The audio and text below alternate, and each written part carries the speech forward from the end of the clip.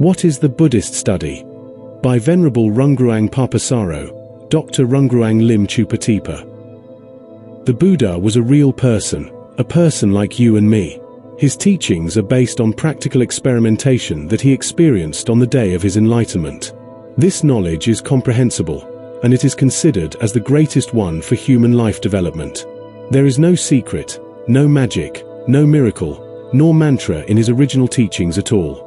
Everyone can learn, understand, and follow his teachings and achieve success in life to be a Buddha by the Buddhist study. The Venerable Sariputta explained the Buddhist study as follows. In Buddhism, the Buddhist study is defined as follows: to be pleased with hearing the true Dharma, the truths of nature, to review the Buddha teachings to understand the true Dharma, to establish mindfulness with careful attention to contemplate the true Dharma, to investigate on the true Dharma, to establish mindfulness in conjunction with the Dharma to destruct defilements.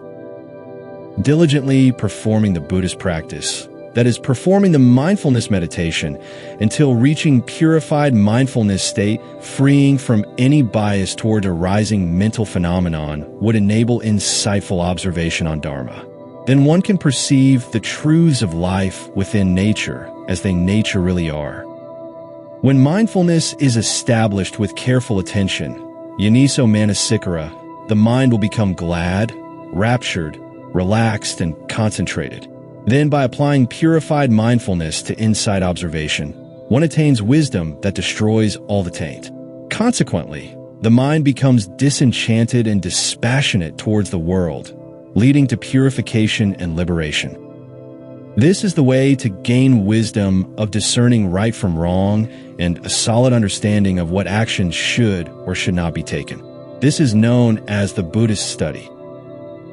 In principle, the Buddhist practice Buddha emphasized the importance of studying in searching for the truth of nature rather than relying on beliefs in mantras, magic, or miracles of any kind. He never claimed that he got any supernatural power or to be a god or to have communicated with gods. The Buddha was not concerned with gods, divine messages, or mantras.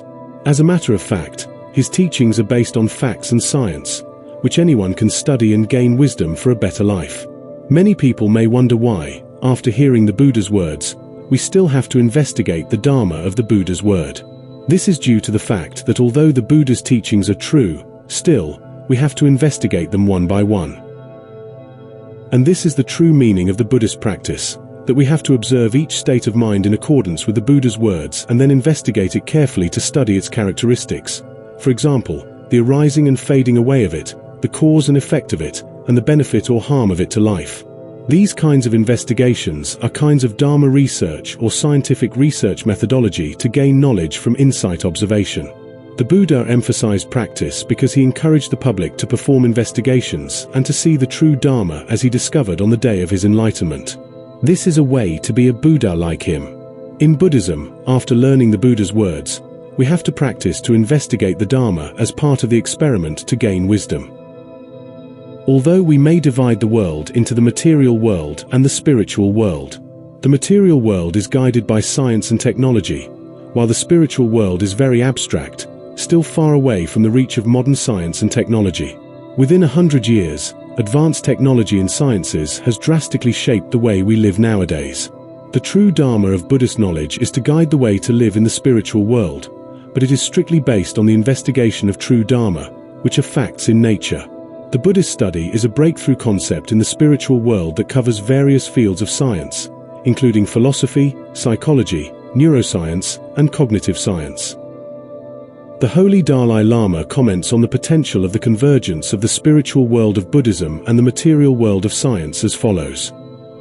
Although Buddhist contemplative tradition and modern science have evolved from different historical, intellectual, and cultural roots, I believe that at heart they share significant commonality, especially in their basic philosophical outlook and methodology. My confidence in venturing into science lies in my basic belief that as in science, so in Buddhism, understanding the nature of reality is pursued by means of critical investigation. I believe that spirituality and science are complementary but different investigative approaches with the same goal of seeking the truth.